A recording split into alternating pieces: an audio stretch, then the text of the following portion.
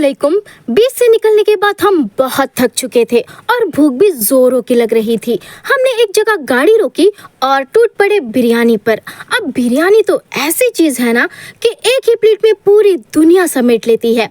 चावल, गोश्त, मसाले और वो खुशबू जो भूख को और भड़का देती है। इसकी जगह कुछ और होता ना तो पता नहीं कितने आइटम्स होते, कैसे सर्व होता और पता नहीं कब तक पेट में जाता। जब भूख लगे और टाइम कम हो, बिरयानी बोले मैं हूँ ना। खैर, खाना खाया तो जान में जान आई।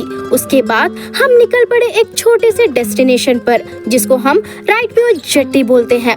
राइट म्यो विलेज एक छोटा सा रूरल एरिया है साउथ अंडमान में और यहाँ का वाइब ना एकदम पीसफुल और नेचुरल है। राइट म्यो शोलबे से अप्रोक्सीमेट 5 से 10 किलोमीटर तक की दूरी पर होगा।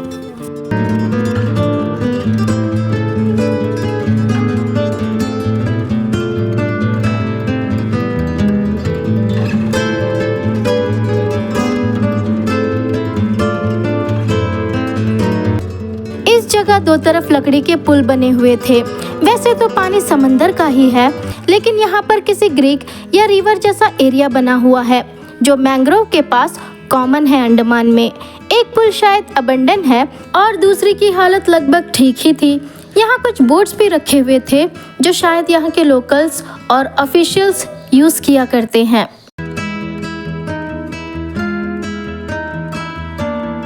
ये एक ऑफबीट डेस्टिनेशन है जहाँ टूरिस्ट कम आते हैं। राइट म्यो का नाम भी ब्रिटिश कॉलोनियल पीरियड से आया है, शायद किसी ऑफिसर या सर्वेयर के नाम पे। राइट म्यो में कोई प्रोमिनेंटली डॉक्यूमेंटेड जेट्टी नहीं है जो मेजर टूरिस्ट अट्रैक्शन या फिर फेरी टर्मिनल के रूप में जानी जाती हो, जैसे फनिक्स बे जेट्टी या हैडो जेट्टी। लेकिन लोकल कॉन्टेक्स्ट में राइट म्यो के आसपास छोटी जेट्टीज या लैंडिंग पॉइंट हैं जो कि लोकल फिशरमैन या छोटे बोट्स के लिए इस्तेमाल होते हैं। ये फनिक्स बे या हैडो जेट्टी जैसा कॉमर्शियल तो नहीं है।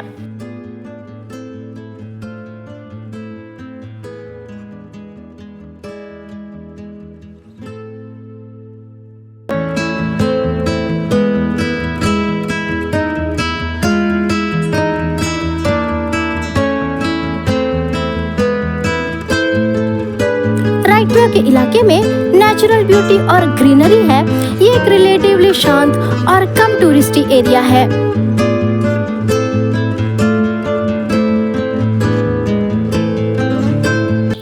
यहाँ पर एक वुडन टावर भी बना हुआ था जो शायद वॉच टावर है और उसके ऊपर से जो व्यू था ना, माशाल्लाह बहुत ही शानदार व्यू था। आगे मैं आपको दिखाती हूँ। आकिफा यहाँ झूला झूल रही थी। उसका टावर पर चढ़ने का बिल्कुल मन नहीं था। बगल में एक और झूला खाली पड़ा हुआ था जो मुझे बुला रहा था। मैंने उससे कहा थोड़ी देर रुक जा, अभी आती हूँ। लेकिन उप्स, ये क्या, मेरे कैमरामैन तो कैमरा ऑन करना ही भूल गए।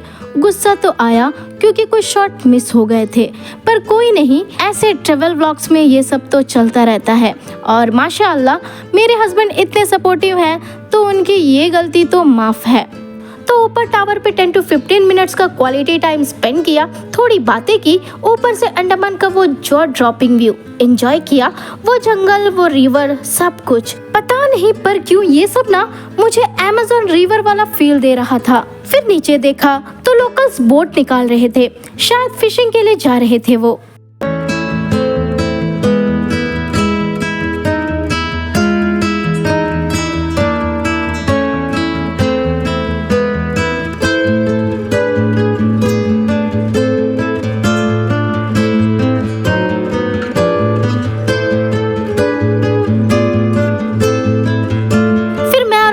नीचे उतरे। मैं मुड़ मुड़ के देख रही थी अपने कैमरामैन को, कहीं और कोई शॉट ना मिस कर दे।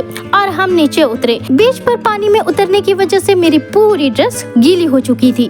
चूंकि ड्रेस लंबा था इसलिए सोने पे सुहागा बालू भी चिपक गई थी उसमें, और कपड़ा इतना भारी हो गया था कि मैं चल रही हूँ तो लगता है जैसे कोई 2 किलो का डंबल पैरों में बांध लिया हो। चलने में काफी दिक्कत हो रही थी और मैं ऐसे तैसे संभल कर चल रही थी। खैर, पीछे पीछे मेरे कैमरामैन भी थे। वैसे तो प्लान था कि एक और छोटे डेस्टिनेशन को कवर कर ले जिसका नाम है माउंट एरियट, जो अब माउंट मणिपुर के नाम से जाना जाता है।